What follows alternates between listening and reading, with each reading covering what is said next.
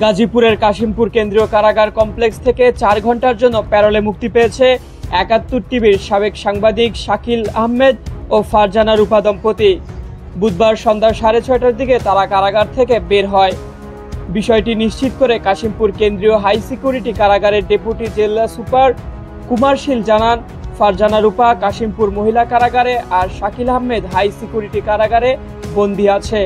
কারা কর্তৃপক্ষ সূত্র জানায়, সাংবাদিক ফারজানা রূপার মা মারা গেছে। তার মায়ের মৃত্যুতে পরিবারের পক্ষ থেকে ঢাকা জেলা ম্যাজিস্ট্রেটের কাছে প্যারোলে মুক্তির জন্য আবেদন করা হয়। আবেদনের পরিপ্রেক্ষিতে ফারজানা রূপা ও তার স্বামী শাকিল আহমেদকে ৪ ঘন্টার জন্য প্যারোলে মুক্তির সিদ্ধান্ত দেওয়া হয়। শাকিল আহমেদ বার্তা প্রধান হিসেবে ও ফারজানা রূপা প্রধান প্রতিবেদক হিসেবে ৭১ টেলিভিশনে কাজ করেছিলেন। গত ৮ই আগস্ট তাদের দায়িত্ব থেকে সরিয়ে দেওয়া হয়।